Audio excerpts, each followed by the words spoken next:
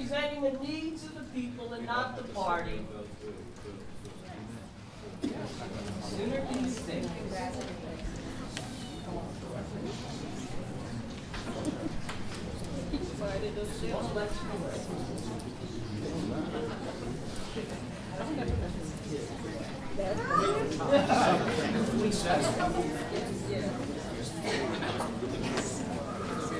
They can stop an armed terrorist, but they can't get their salary. What's up with those county freeholders? We gotta take care of our sheriffs. Hey.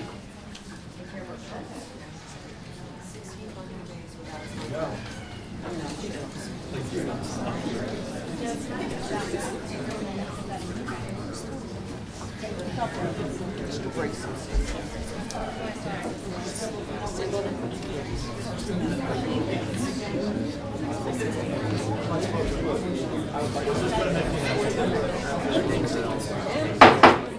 call this meeting of the Burlington County Board of Chosen Freeholders to order. I just want to announce before we do anything else, there is the conference room open with sound if anyone wants to be seated in the conference room and join us. At this time, I'll ask you to rise for the flag salute and please remain standing.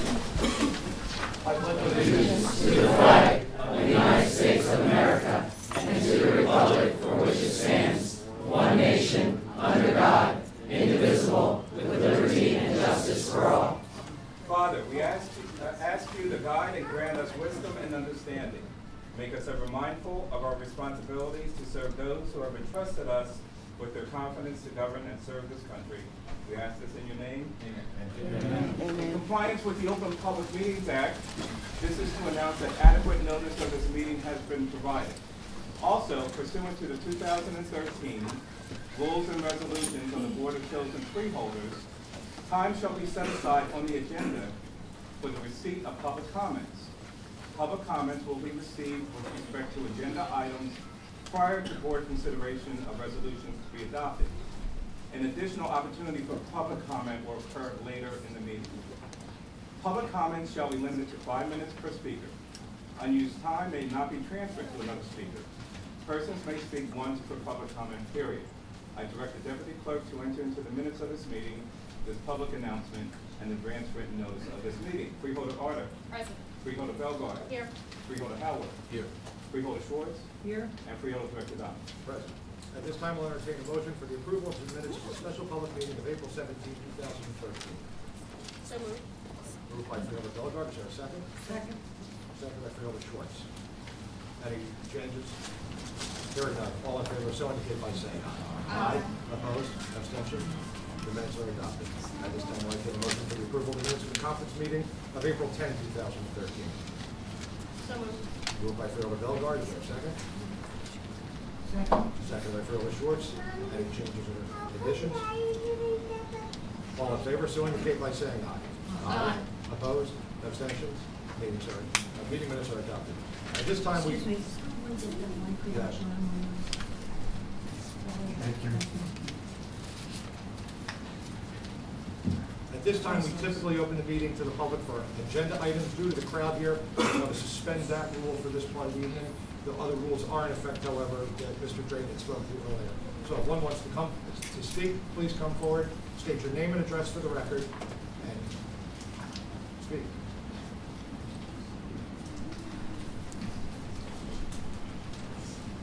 My name is Bruce Robel. I'm part of Mount Environment Green Team. Just put a both agenda item and other questions. Yes. Okay. First question is about the Schofield County article. What's the freeholder's opinion? Which article? The article, Schofield County officers have to stop the inmate transport. Today's Burlington County Times. Yeah.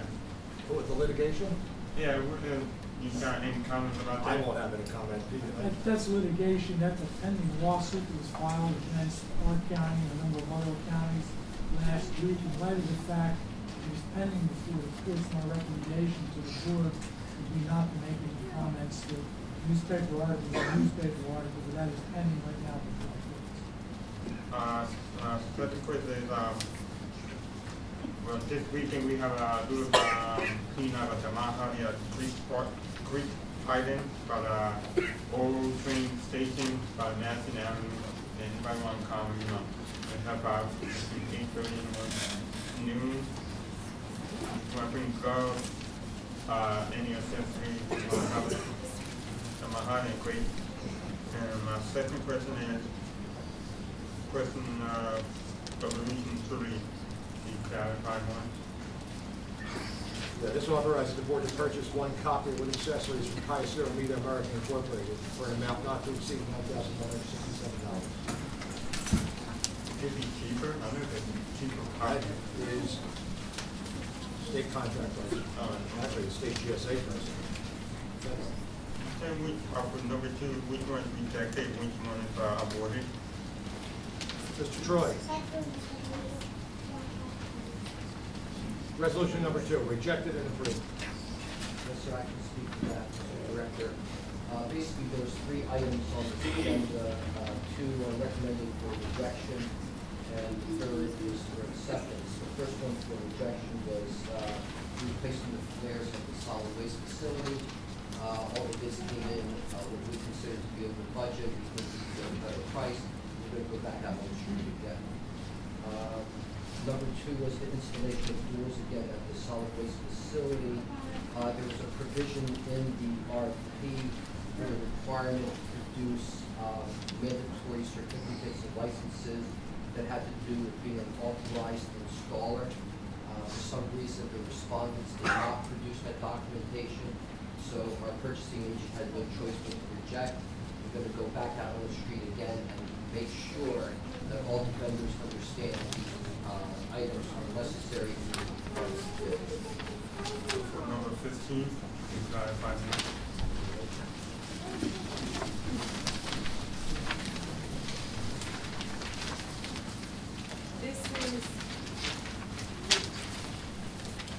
This is part of the Department of Human Services Division of Community Development, and we are expending the funds to mend as part of the grant program for this project, with the criteria, and as long as all the criteria continue to be met, they will qualify. Second question, last one is 18.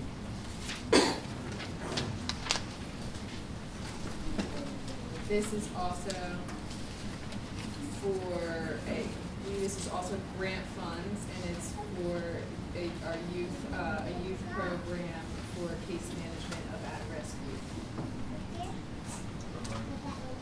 want to let everyone know that our 2 court meetings for the last, several years, I'm recording my YouTube video, Facebook, coming soon on trailers, to make it to DVD, Blu-ray, the entire format. My name is Luke Dorothy, I'm from Mahadi Environment Committee. Thank you. Thank you. Any further public comment? Yes. Yes, sir.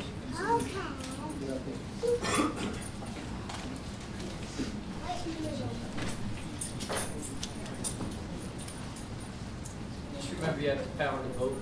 Remember that. Paul Bracy, 12 Regency Drive, Holly. To be very honest with you, ladies and gentlemen, this is something I've been addressing for the last 3 years. You got the superintendent of schools, Dr. Donald P. Lucas, that has exhibited nothing less than inappropriate management skills, and has since his tenure as a superintendent totally destroyed Burlington County, or is in the process of destroying Burlington County Special Services School District. And you can see what he is doing with vocational high schools. The reason, and everything I say, I always can document and justify. I don't have to qualify who I am. I'm well known.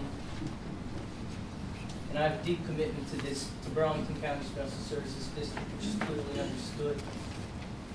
The recent contract that was negotiated between Burlington County Special Services School District and the Board of Education was done through arm-twisting tactics and fear-mongering. And in all candor and honesty, the BCSSDEA president, who's a friend of mine, is a spineless president.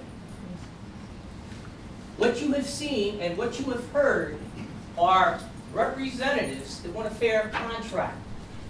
I understand what you said when you have said that you can't do anything, yet you are appointing political appointments.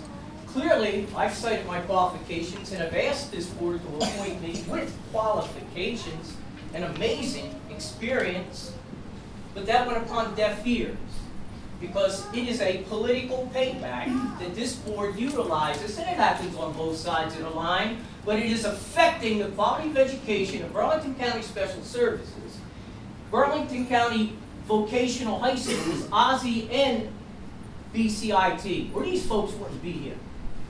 You have an incompetent administrator, you have an incompetent board that are politically appointed that have no real vested interest in what matters, as the current freeholder used a position for a stepping stone.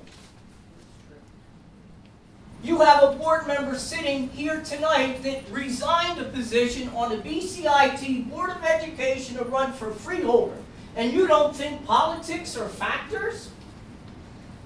If you have any worth as a board, you will question the professional leadership of Dr. Donald P. Lucas before I finally get it done.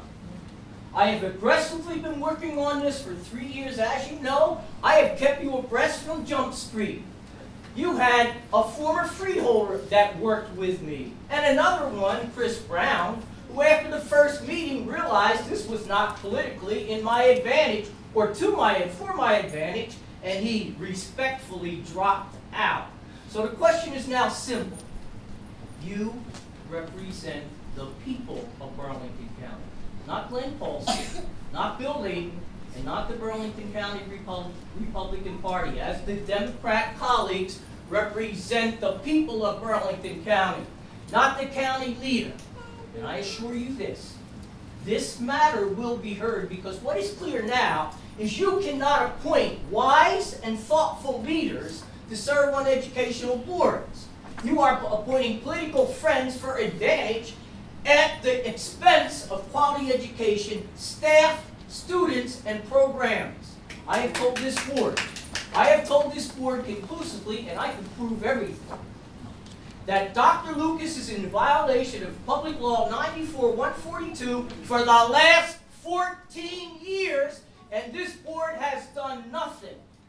But the good news is, Senator Allen is seriously hearing me. Assemblyman Singleton is seriously hearing me. Senator Ruiz is seriously hearing me. And I will not stop until this matter is addressed and action is taken. But you are political leaders. You represent Burlington County. These folks have shown you, this is the third time they've appeared before you. And the first time you said, go to the Board of Education. They went there. They have not received justice. They will not be subjected to fear like the Burlington County Special Services staff was. They are holding their guidelines and principles. And I guess you're telling me my 5 minutes are up. You have an opportunity to do something about it. These folks are going to find out what kind of political leaders you are tonight. Thank you. Thank you. Any further public comment?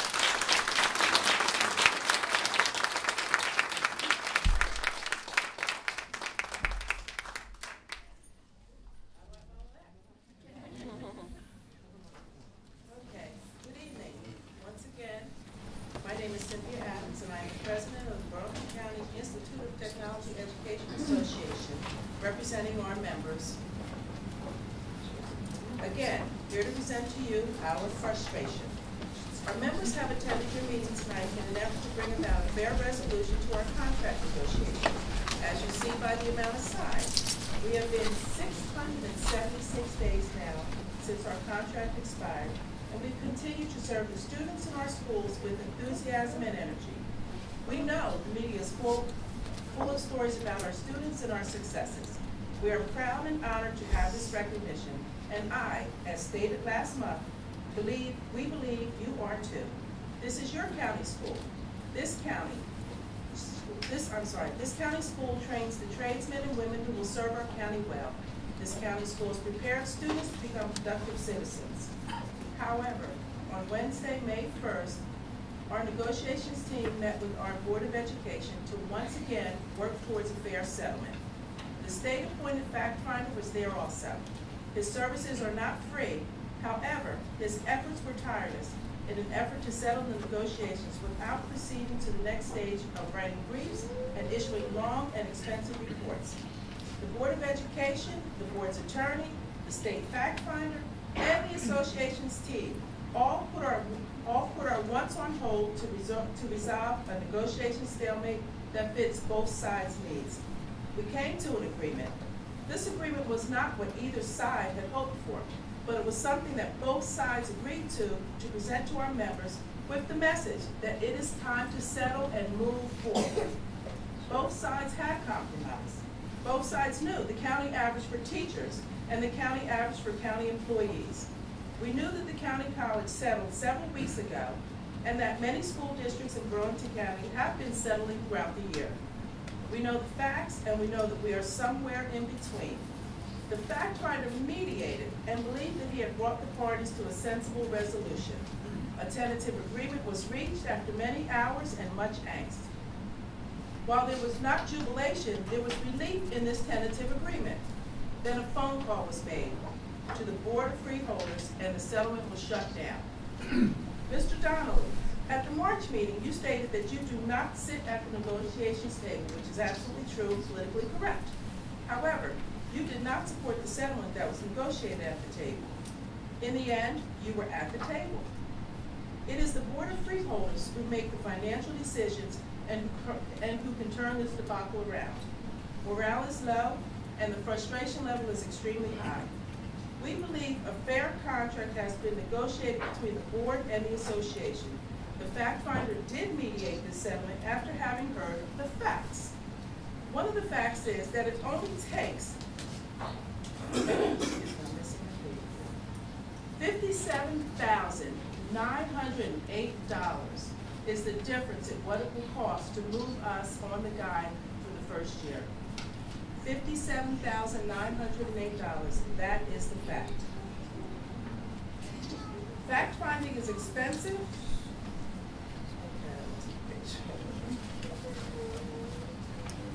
Okay, fact finding is expensive, costing both the association and the Board of Ed thousands of dollars.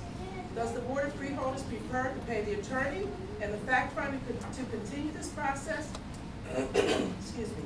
Even though there was a recommended resolution, the association believes that the money would be better spent for the students and the staff of this county school system. Meanwhile, our contract has expired, but our optimism for a fair settlement continues.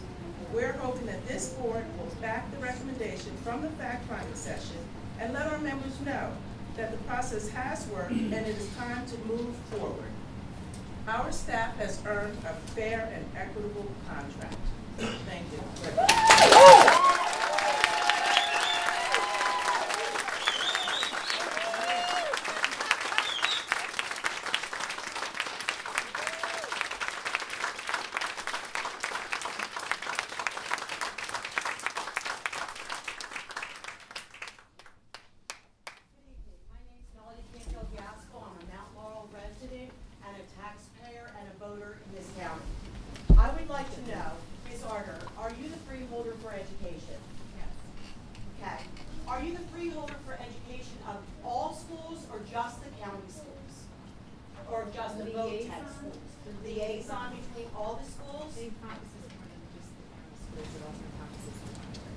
Okay.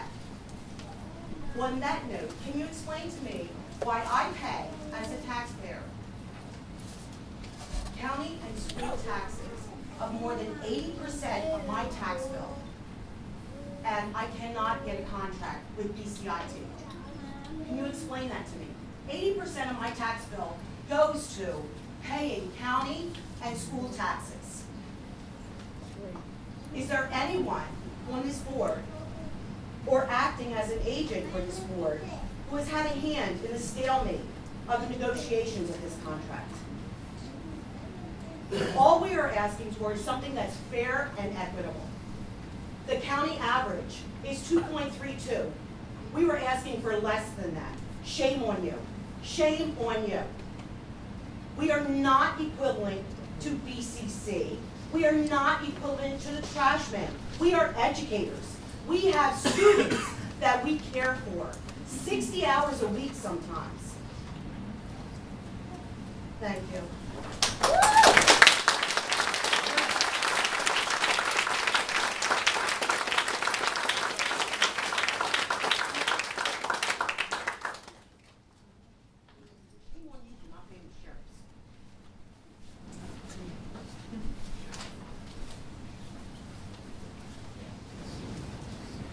Good evening. Now, my understanding is you're going to have public comment and comments to the agenda? No. Or are you consolidating them? Okay, so we get 10 minutes? 5 minutes. 5 minutes. And don't we normally get like 5 minutes for each? Yeah.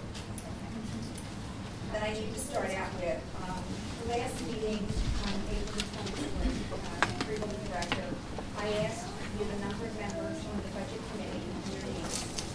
You responded that there is no budget committee. Okay. Yet, someone's not telling the truth, because it was reported by Mr. Prassen, acting CFO, and he was a witness, and this was at the State New Jersey Public Employee Relations Commission arbitration. It's on page 28 that he witnesses and swears to, that the county budget committee has consistently sought ways to reduce expenses in the contemplation of declining revenues. So do we or do we not have a committee? Made up of the board? Is that what you're asking? No, I'm There's asking no you number- about there's no budget budget. committee. Well, then he better go back to the state and tell them there is no such committee. My other question is, the freeholders voted to, well, they asked me to take inmates from Gloucester County Jail, and Danielle from the BCC had asked you for a copy of the contract. And she said, you said she could get the meeting, the contract right after the meeting. I met her April 25th when I was at BCSSS meeting, and I had asked her if she had gotten the copy of the contract, and she said no, because she was told there is no contract. So how do we vote on things if there's no contract? Did anyone see this contract before we voted on it?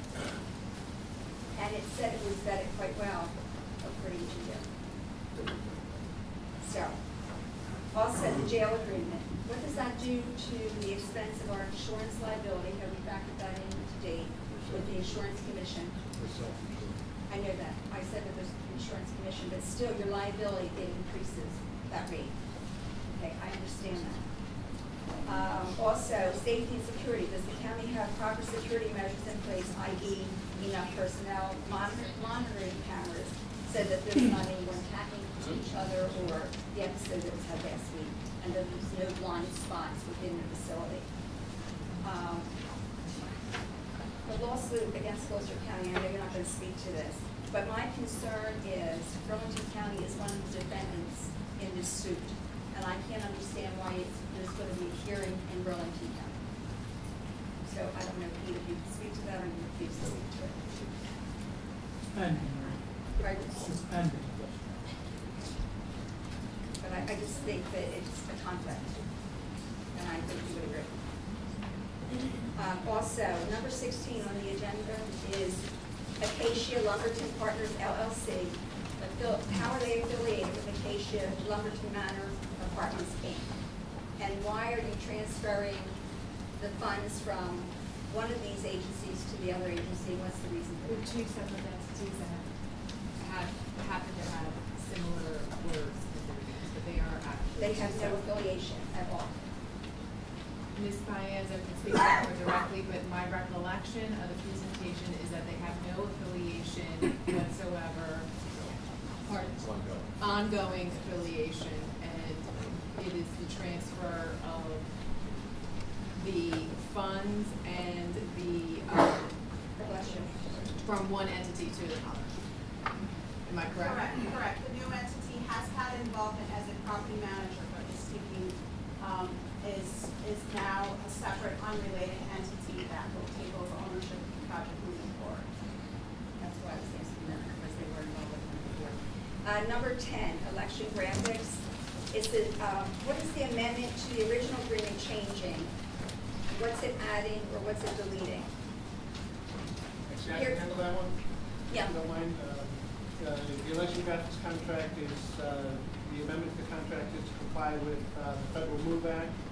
to make a dual copper ballot so we can get ballots out to military and overseas civilians at 45 days prior to the election, as opposed to the old 40. We have to send an electronic version of the faxable ballot. We have to create a new ballot style that goes into that contract. The other piece of that amendment is to deal with the fact that in Burlington County, all the school elections have been shifted to November. And when that happens, there's still additional programming work that has to be done to create the database for the voting machines. And so what that does is quite frankly, the state pushed that cost. Okay, my back on us. concern is the cost. It says, in the language that you're using, it says shifting costs. So Right. it's nothing that happened in the primary that you can't pay Well, for it's now, it's not- shifting it to November. No, this is not the primary. This would have been what used to be our annual school election. Okay. And then now those costs are gonna have to be picked up in November and come under this, and have to be written into the contract, because when this contract was made, that situation did not exist. I would just like to close by saying, I'm really disappointed because I never hear from anybody else on the board. The director is the only one that seems to respond. And I don't know if it's because you don't have the answers to the questions that are asked here from everyone that's in the room. And many times the answers that we get are not the correct answers. And also I would like to say that I do sympathize with every union member. And I truly believe it's government boards like this that are destroying American workers. And I also believe that 676 days without contract is totally ridiculous. And further, I would like to say 600 days for the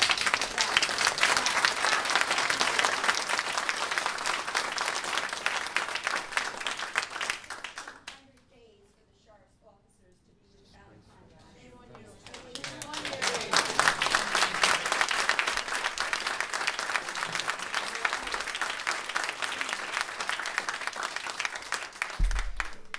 Any further public comment? Yes, please. Hi, my name is Debbie Showers. I live at 41 Taunton Road in Medford. And I'd like to ask some questions about the decision to close Special Services ESU unit. The Educational Services Unit is a arm of BC, and they provide a lot of one-on-ones, kids, home programming after school. So Dr. Lucas is totally shutting the unit down. That's it. I want to know, I read the regulations, and they say that they have to give you a tentative budget by the end of March, and et cetera, et cetera. When it's all decided on, you have to appropriate the money. So who really decided to close ESU, and why? ESU operates outside of the budget. Could you talk louder? I understand. I said the ESU operates outside of the school budget. It's an enterprise account. So that was not part of the budget that came before us at the end of March. So do they make money, or are they losing money? It is a fee-for-service program. Right? But they charge a lot of money. I've seen the fee schedule. They charge just as much as if I were to hire, CHOP or somebody. They charge $85 an hour for a speech therapist. Yes, it's more than if you So are they go to a making private. money? My understanding of how this program works is the salary that is paid and the benefits that are part of this program are of a higher level than would be for a private contractor. And that had much to do with the price difference. Right, but the private contractors don't have trained people. I understand that. You're asking why is there a difference in price, why was it so high? I mean, this is just following everything in the economy. Cut the lunch people, cut everybody, and make them go to a private employer, and now they have no health insurance, and they work for $8 an hour, et cetera, et cetera.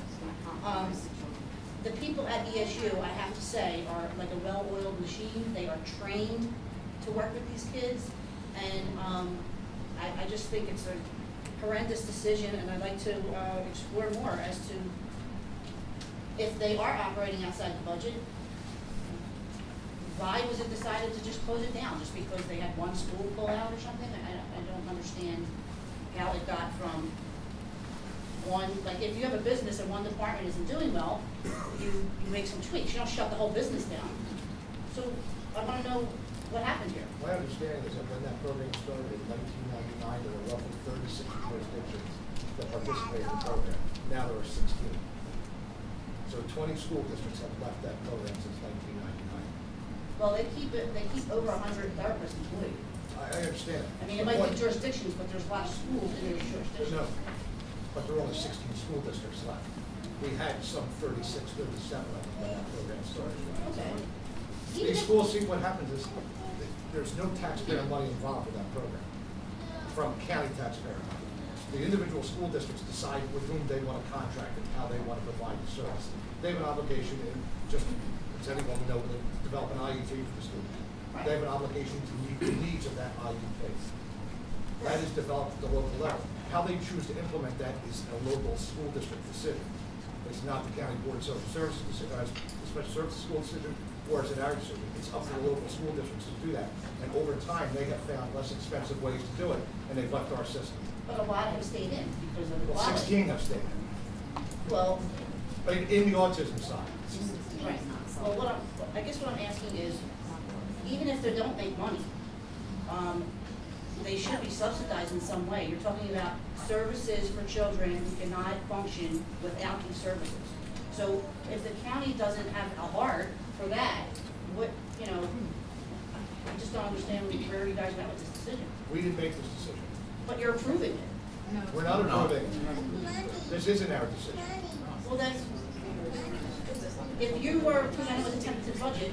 It did not have that in it. Wasn't in the budget. That's a program that operates exclusive of governmental funds. Okay, so he's gonna close a division of the school, he doesn't have to notify anybody? It's not a division of the school, it's a separate arm of the school. Well, like an enterprise. And I believe it had a public vote at their last board. They did, I mean, not a public vote, they had, I mean, they had a vote at their last public meeting. yeah, and they decided to keep it open until September instead of June. But I'm sure I'm out of time, but I can't emphasize enough how they do have skilled and quality people, and I just don't understand why this cannot be kept in place as it is. You know, there has to be other ways for them to get money. I thought that you appropriated the money that they said that they needed. So here's how I think the board fits into this. We don't appropriate that money, but we do appoint the school board members. And I think it's very important for this board going forward to keep this in mind and all the decisions of that school board in mind when we appoint the school board members in the future. I think this is very important.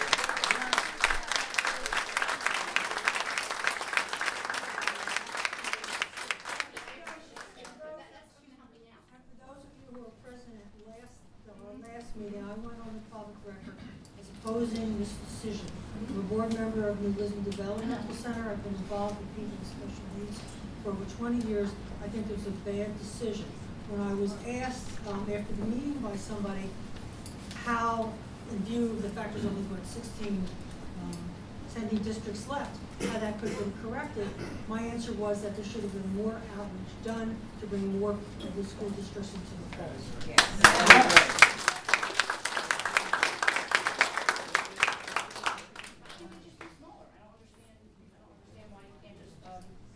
Trim your staff or whatever, trim your program, so I guess the whole thing I has think to the shut down. program has to, in my opinion, autism is at an epidemic level, and we should be serving the population and making these types of programs expand and grow, not shut them down. Yes.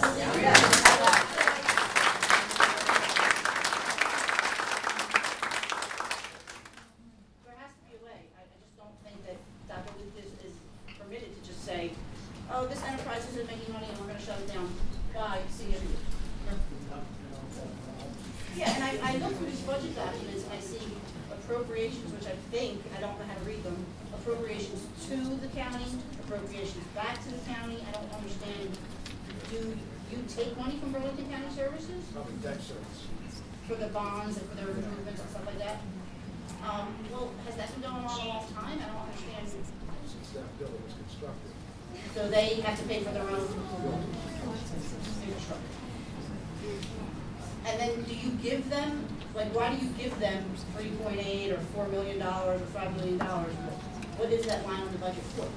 It's our contribution to the private tuition funds. So you do have money for that? Oh, absolutely.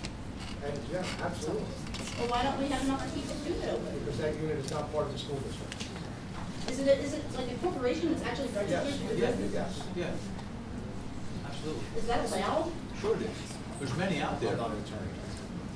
But there are I many, mean, isn't there are many. special services nonprofit? There No, it's government. Right, but the issue is registered with the New Jersey state as a business and. I don't know, I can't answer that.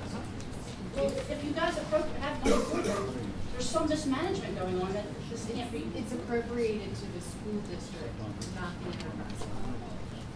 Okay, well, why can't the issue be a part of the school district? I don't understand the shell-game that seems to be going on with the money.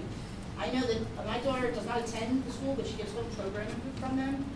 And Medford decided to stop using them in September. And the whole entire year has been a disaster compared to the ESU people that call out once a year and that are trained and they get right, they know what they're doing, they get right with the tutoring. I really, really would like to know how to explore this further, because I am not the only person that's unhappy with this.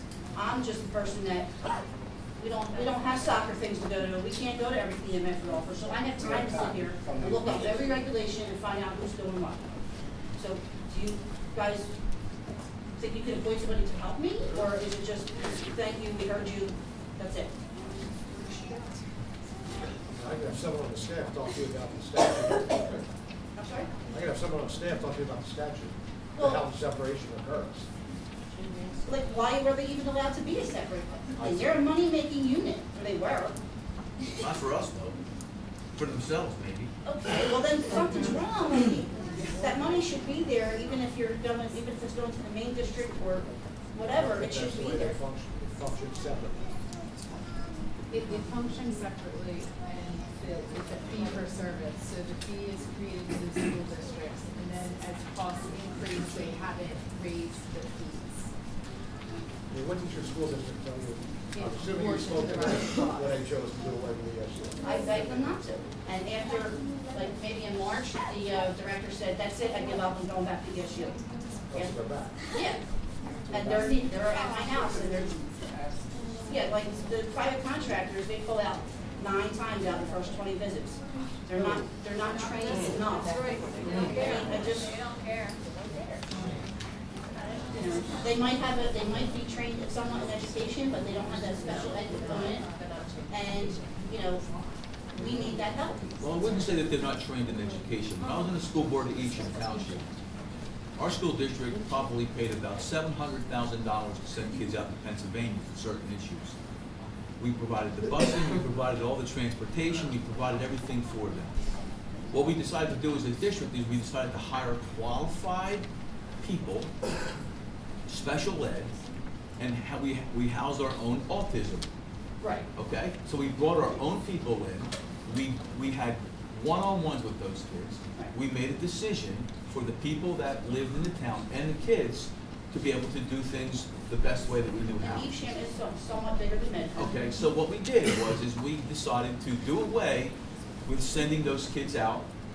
We asked the parents if they would bring them in, and we'd have all the kids in one school, which is just behind my house, Jagged Elementary School.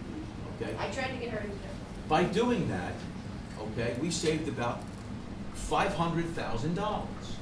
Now that $500,000 went towards other programs and other things in the general education budget. That's okay. And what's happening now is that you're getting school districts that are saying, we're feeling the crunch, we're feeling the problems that we have meeting ends in the school district, and we're deciding to drop out. Now, with Medford going back in, and maybe they should have contracted with those individuals, but they're going to find out that you could take those people from ESU, okay, sometime in September or October, and bring them into your schools. There's nothing wrong with that. You're going to need those people and continuing to have those kids' IEPs followed. Right, but okay? If you have your in-house program, Evesham is taking responsibility for monitoring it. Sure it is, but we're looking at right now, I know the president right now, and they're looking at, every president of the Board of Education are looking at what's going on with ESU, and they're saying, we know we've got qualified individuals here. We're not working with ESU because it's been one of these disband. ESU cannot find any more school districts to be able to work with. The county basically said, not the county, but that arm that it's becoming a lost leader for them. Well, that's a shame, I'm Okay. sorry, but. So now they're going back to individual The other districts. issue too is that Evesham is a very large school district. Right, The that's other the key smaller to that. towns don't have that available to them, the size of like Evesham, which is why the shared Yeah, but what you service- understand, if they're using I didn't ESU, they're already paying that service. So now all they have to do is just bring it in-house and pay the same service. No, but if you have a little town, for example, like Edgewater Park where I live, and I don't know how Edgewater Park works, I will admit that, but where you have smaller towns, you don't have the same availability of those services in that town, which is why I think that this program, if I understand, my reading was correct, was developed in the first place. At a time when we're looking for more shared services, this was a great opportunity for communities to be able to share that service, get the one-stop shopping they needed, provide, autism is not one specialty. It's a variety of specialties that covers a broad spectrum. So,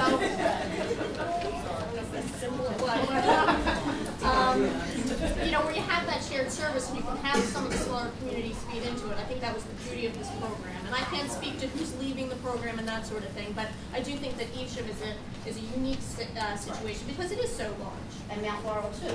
But the smaller districts, they want to hire from private contractor, but they don't have any process in place to monitor the employees. That's not my job. That's correct, that's not. I mean, but I have to do it.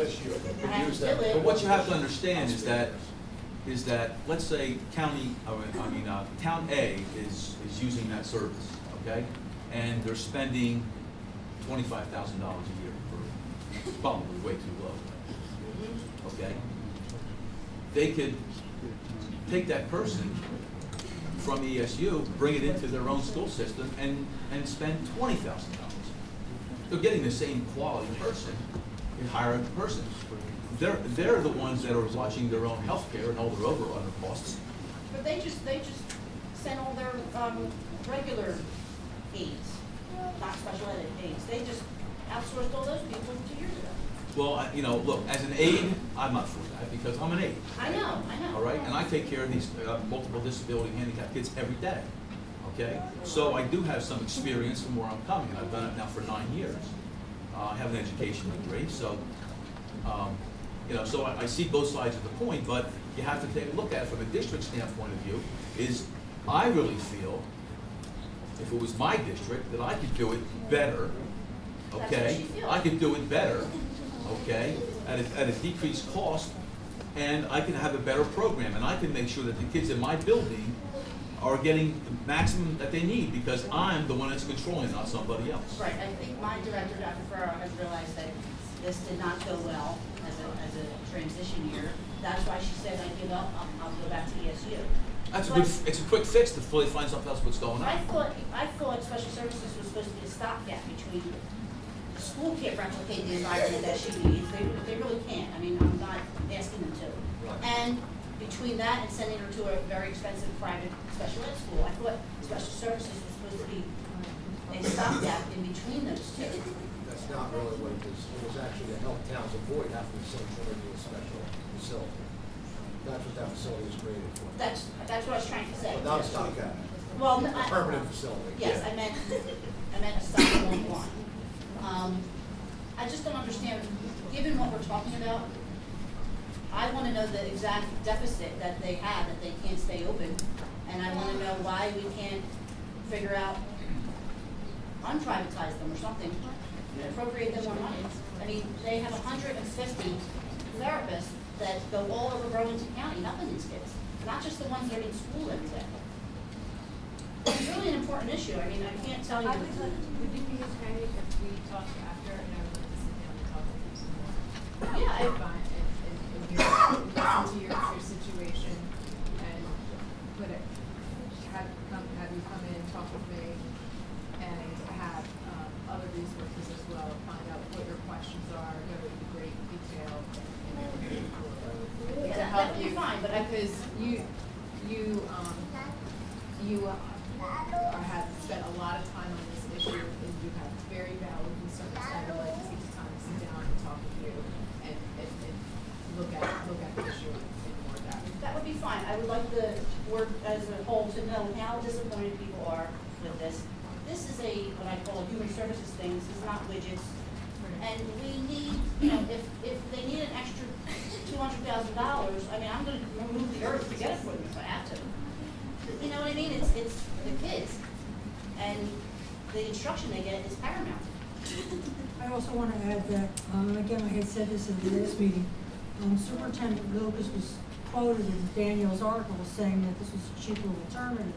And I responded that cheaper is not better. That's right. And the other thing to keep in mind is that the costs are going to be saved at the ASU unit, but that's going to be pushed down to the towns. When I go and the smaller towns, like Amy said, the smaller towns that benefit from the shared services will, I believe, will not be able to have the wherewithal and finances to provide that. And then when I go file. But it's not a shared service. I have to actually respectfully disagree with you. Those towns are actually paying that service. The reason we're losing these towns is the fact that they are getting squeezed budgetarily, and they are finding less expensive alternatives to doing it. We have 2 towns left in Burlington County that use all of our autism resources full-time. 2 left. Burlington Township noticed us 2 weeks ago. They were going from 34 to 21 full-time personnel next year. And these school districts, it is on their shoulders to determine the IEP. That money is funded on local taxpayer, federal, or state dollars. They are determining how they are going to spend those dollars. And they have found ways. Our program, an individual instructor, fully serviced, or fully benefited and everything, through the ESU program, roughly $85,000. I believe it. Which is fair. 3 other programs, somewhere in the neighborhood of $40,000 to $50,000 per student. Why can't they make the program smaller then? Why don't you just shut the whole thing down? It has nothing to do with that. It has to do with the towns choosing not to pay that anymore. The towns pay ESU directly. No, they didn't pull it. They're one of the 2 that stayed. Yeah. Okay. So just like, I mean, the towns pay ESU, nothing comes to the county. The towns pay ESU. I know. Okay. So there's no shared service. So if Edgewater Park has 15 kids going to that, using that program, they're paying for 15 kids. So if they pull, so if ESU stops, well, Edgewater Park still has to pay for those 15 kids, but just some other way. They're not going to pay ESU anymore. Okay, so they might be being squeezed and saying, hey, we can't afford to pay ESU anymore. Maybe ESU has grown to the point where they're making too much money, or they're charging us too much money for this service. Well, I'm sure, Dr. Lucas makes a lot of money, well over the superintendent cap. Cap position. I'm sure there's all those longevity bonuses and all that stuff that comes up. Again, where is the focus? Is the focus on the kids or is the focus on the money? Because as a county and as a society, I just can't believe that we have to sit here and scream about it trying to get our elderly and our kids the help that they need. But thank you very much for listening to me, and I will contact you afterwards. I think my time is up. Good job.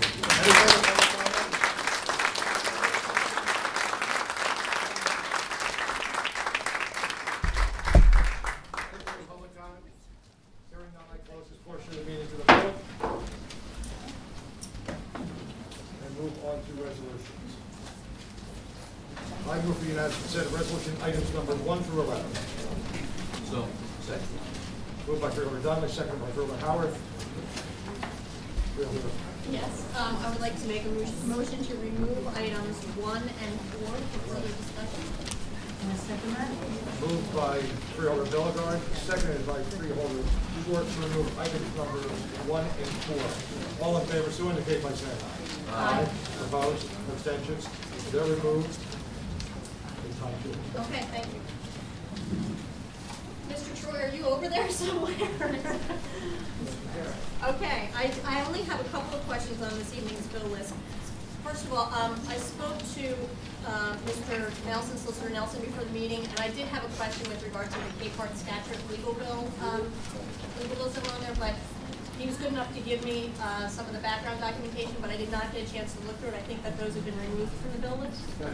Just a public announcement. The freeholders wanted to make sure that everyone in this room had an opportunity to speak, to participate. We are in violation of the fire code. So moving forward, if some could move, if you want to stay, that's fine. But if you could move to our conference room over here, that would be helpful. Now, we did. Oh, we do now? Yeah. I'm sorry, but we're just, we, If nothing happens, I feel like it's gonna be double the amount for this next month. What do you do then? Public comment, please speak again at the end of the meeting. All right, No, that's okay.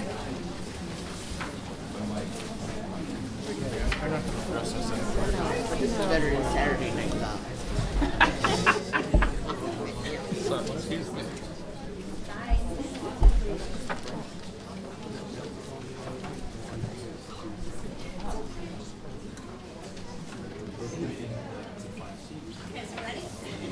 And those who want to stay, please, if you could find a seat, that would be very helpful. Thank you.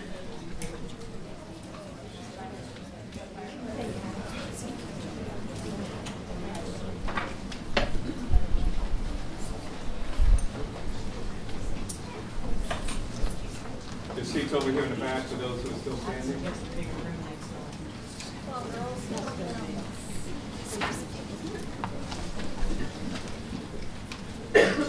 Freeholder. Thank you very much. So just to go back, my understanding is that the legal fees paid for together, because I wasn't able to review the supporting documentation, but those have been removed from the bill list for tonight. Is that, am I understanding that correct, Mr. Nelson? That's correct. The treasurer and that, music. Okay, and I will not ask questions about that. Thank you for providing me that documentation. Okay, on page 16, with regard to Camden County College, I have to recuse myself. Then moving along to page 29. The first entry there, environmental resources, I guess that's management, $11,001.88. Can you tell me what that is for, please? Yes, Mr. Holder, I can. This is out of parks. This is for the sod farm site remediation.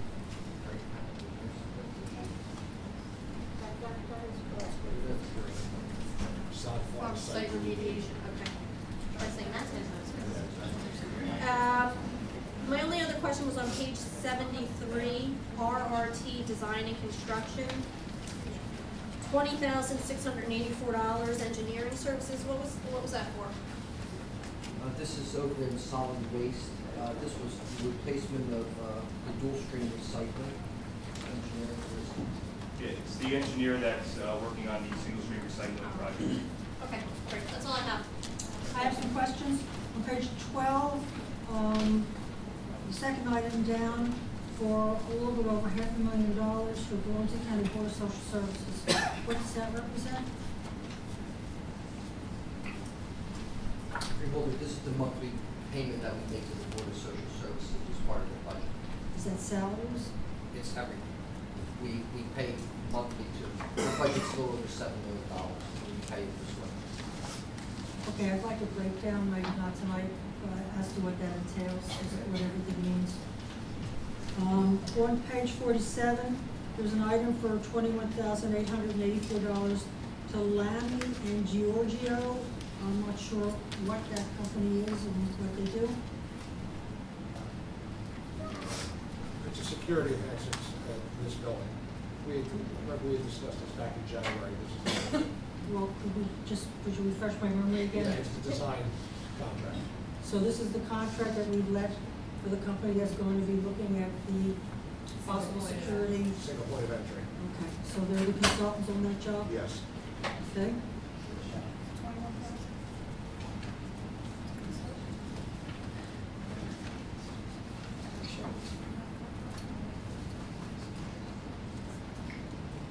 And I think I asked the question about Pinnacle. Yeah, Pinnacle. Pinnacle Towers on page 66 of that rented space. It's on page 66 at the bottom. That's the public safety tower out of Tabernacle. It's the actual tower, it's not actual office space. Tower. It's the tower, okay. And this is the company that owns the tower? I believe it is. Okay, and on page 75, there's a bill for a total of $33,000 plus. It says professional contracts. What does that entail? That's a combination of 3 separate contracts, all of them being in solid waste. The first one is for the expansion of the gas blower system. The second one is, that's the surface emission monitoring payment for the first quarter. And the third contract is, it's the bill for January to March for landfill gas management services. Okay, and finally, on page 93, halfway down, there's a company JT, or it says on the company JTPA Fund. I'm sorry, what page? 98, 93. Could you tell me what GTPA stands for and what the $74,000 was paid for? Oh, that's the job training partnership. Okay. Thank you.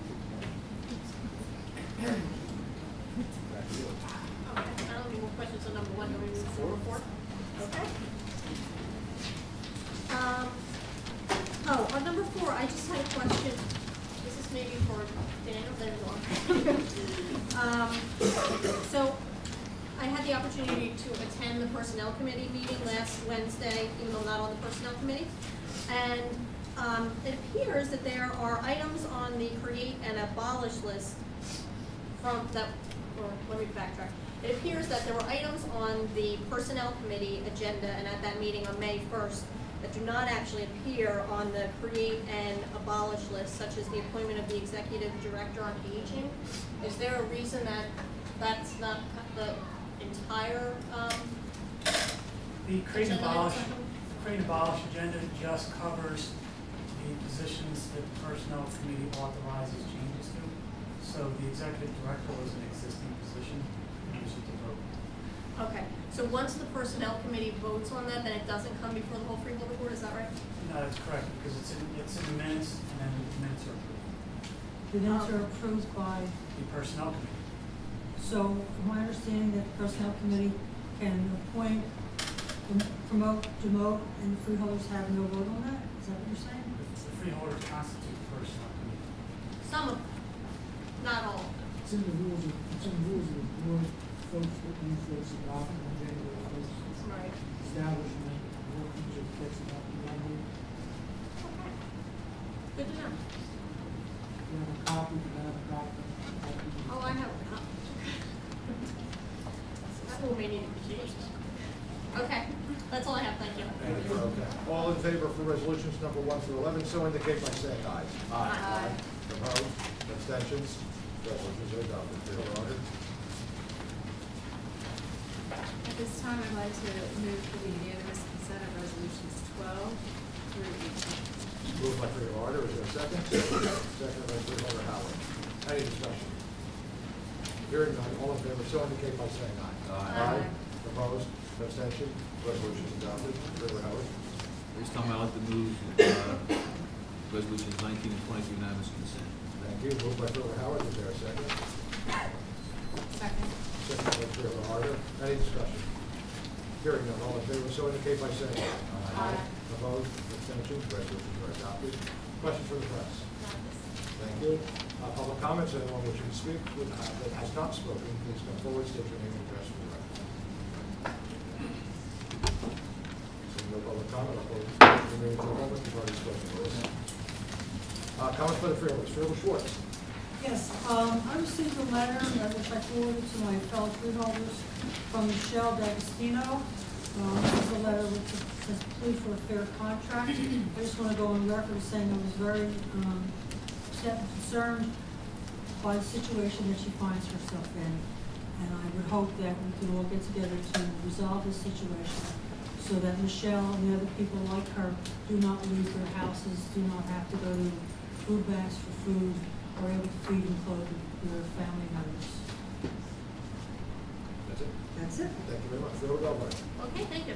So if I could just reiterate what Freeholder Schwartz said, I will again continue my plea to the rest of the Freeholder Board that I think that we as a board, across the board, need to make sure that our employees, whether they be the sheriff's officers, the assistant prosecutors, or even though we don't vote on it, the members of the education system, are part of fair negotiations. We need to make sure that we're at the table negotiating fairly, and even if it's not our board that oversees it, I think that we as the Freeholder board do have the power to talk to the school board members and to really push them in the right direction. So I think that we need to continue to urge those negotiations going forward. Outside of that, I'd like to just talk about some excellent events that have gone on around the county recently that I've had an opportunity to be a part of in the past couple of weeks. We had some great things going on. Wall Day was last week. There was I had the opportunity to go to the Amico Island cleanup, which is the county park cleanups are always a really nice event if anyone has an opportunity to get out to them, especially in this beautiful spring weather. My kids are out there cleaning up debris with me, so it's a nice family day. And my kids and I also participated in the Stride for Survivors during crime. It was a 5K run during Crime Victims Awareness Week. Very good opportunity to get out and see how involved the sheriff's officers as well as the prosecutor's office are for all the crime victims throughout the county. I'd also like to just mention too the rededication of Rancocas Nature Center. I know that that's something that I've talked a lot about, but I'm really proud that we as a county were able to be part of something between multiple levels of government, from West Hampton Township, the state, us as the county, on down to a nonprofit to really make sure that we don't lose Rancocas Nature Center. And then finally, I'd just like to mention that the reopening of the county library was a beautiful ceremony. It's a great facility. Not only did I go to the ribbon cutting, I took my kids to see the Schoolhouse Rocks Live program there, and I can assure everyone that the fire alarm works because it was pulled during the production. So it was a really nice event. The only thing sort of negative that I do have to say is that as I was leaving my house to go to the reopening of the library, I was sort of surprised to read in the Burlington County Times about the pending litigation that the county is involved in. Unfortunately, I did not know of that until I read about it in the Burlington County Times. And going forward, I would hope that as a freeholder, I could be made aware of these things ahead of time rather than having to read about it in the paper. Finally, I'll leave it with this. I've been talking about a lot of events. This weekend is the Garden Expo at the Agriculture Center in Moorestown from 10 to 3 on Saturday. Hopefully, if it's a nice day, people can come out and be a part of that great event. That's all I have. Thank you very much. Thanks everybody for coming out. Just wanted to let you guys know that yesterday I was a part of a great project, Sunshine Foundation, who I was part of a Dream Lift. We took 103 children down to Disney for one day. It was getting up at 4 o'clock in the morning and getting up to Trenton very early and arriving down in Orlando at 10, being in the park by 11, and leaving by 6:30 and getting back on the plane and coming back to Trenton at 10 o'clock and then driving some kids home. That's why I'm kind of quiet, because I'm very tired. It's a great time, great organization. If you guys get a chance, I know you guys wouldn't be in the position, into the location that you're in because of the fact that you love the kids. Take a look at Sunshine Foundation if you want to get involved. There's local chapters down here. I'm getting involved and trying to make a difference in some kids, of our special needs kids, and some of our kids that are abused. So that's all I can say. Thank you, Freeholder. Mark. Thank you, Director. I just have a question for Freeholder's Bell Garden Sports. As I recall, you voted for the CWA contract. Is that correct? The adoption? Did you vote for the CWA? Sorry, tell me what your point is. Leah, I don't want to get into a no, because that also had a 1.5%. 1.75. 1.75 increase across the board, which is what is also on the table here now. I just want to make sure we all go on record that we had seen that as a fair offer when it came to the union contract that we negotiated. Right, we approved it. My understanding tonight was that the Freeholder Board, which if this is the case, I had no idea about it before tonight, and I hope it's not the case, that the Freeholder Board is actually holding up the mediation process and the negotiations that occurred. Were you part of the meeting when that occurred? Absolutely not. Where was that? Okay. Somebody was. Well, It was. Say no. And it's not legal. You're not going to answer? Is that legal? There was no freeholder meeting. There was no freeholder vote on any. And no freeholder was called. There was no freeholder. I was not called. I was not. Of course it's over.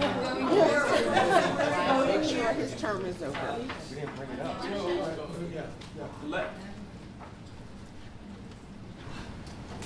It's the best way to deal with this is to be candid. Not one of these freeholders was called. I'm the county administrator. I'm the only other person that they could have called. No one called me. So the information that you have that someone walked out of that room, I understand the concern, but the information that you have that someone walked out of that room and called one of the 5 freeholders is absolutely not true. And no one called me. It's the first time I'm hearing that. County solicitor as well, and he's right here. And no one called me.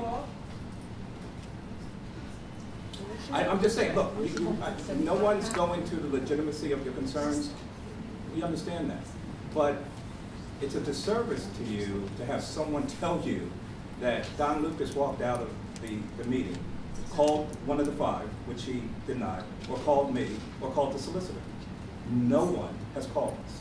I think that's very important to get on the record and set straight. No one has called us. It's amazing that we're saying 1.75, and that's what you're sticking to. Yes. That's what you want the county contracts to be, 1.75. I'm saying, it is my understanding that offer was made to the BCIT board, because I'm the liaison to education, and I was. I didn't even know it had a Let me historically, and Dan Cornicle, who's here, who's been involved in many contract negotiations. Historically, the percentage is set with our largest union, which is the CWA. Everything goes from there. We negotiated, and was approved by the board, a 3-year contract with the CWA for 1.75. That normally sets the standard for non-represented employees and for other county entities. BCC just settled for 1.75. And it also works 18 hours a week. It just literally comes out of that. That's where the number. I'm not getting the money. I'm just trying to explain to you I'm where that saying number if our comes from. board said that it was okay for us to reach this tentative agreement, Right. we can go back to our board tonight and say, let's settle this contract tomorrow, because no one here is going to hold it up, and we're going to hold you to that tentative agreement. We are not involved in that contract. We're not involved in that negotiation. So you're okay with our contract? But you don't have to. All we're saying to you is that we're not involved in that discussion. 1.75 is the standard that you want to hold us to. We're You're not holding saying- it to us on principle. You can yell all you want. It doesn't I'm make it telling right. you, that's At what the- I at feel. At the end of the day, we're not involved in those discussions or negotiations. I've not had one discussion with Don Lucas or anyone else. At 1.75. They were aboard. Are Not- you holding the purse strings at 1.75? That's No. my question. No, we're The not. state has a cap of 2% on all. Then give us 2%. On budgets, I'm saying, so everyone is operating under a ceiling. And so we don't, your contract is negotiated between you and your Look, board. at the end of the day, I have to stand up with our CWA employees and the rest of the employees in the county and say that this is our offer.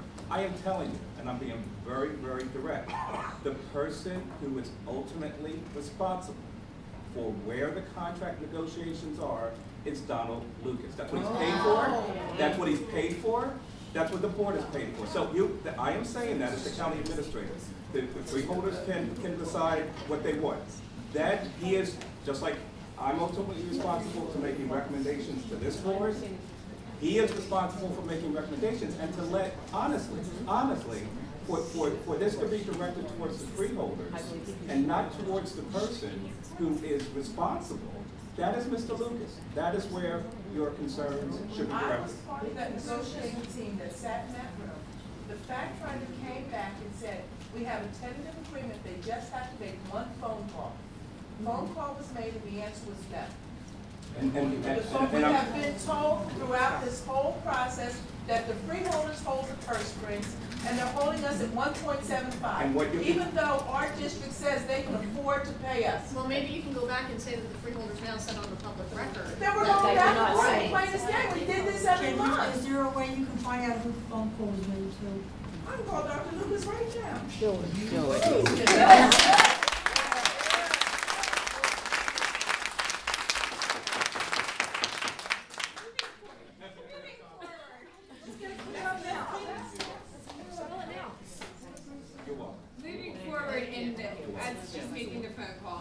But we can talk, if you don't mind, if we don't allow cell phone use in the room. Oh, I'll go out. Thank you. Go to the bathroom, baby. I'll be right back. Put it on speaker.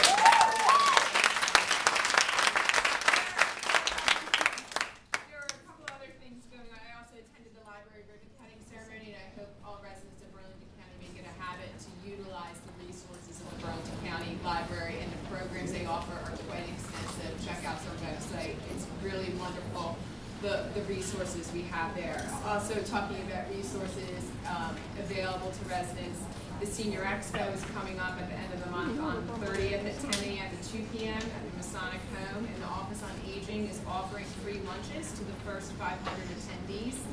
And also the Women's Healthy Living Series is having its next event on May the 16th at the Morristown, virtual Morristown Health Center.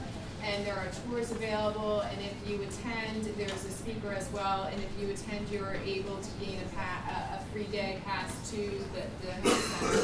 I hope anyone interested makes themselves available for that, to be able to utilize those as well. And also on the 11 a.m., also on the 30th of this month, is the county's Memorial Day service, and that's held at the county park and Burlington Township on Old York Road.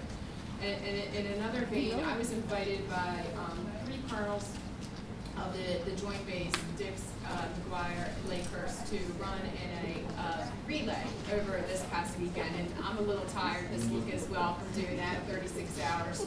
And it seems impertinent as Memorial Day is moving forward. One of the gentlemen, Chief Terrence Green, he is being deployed to Afghanistan before the end of this month.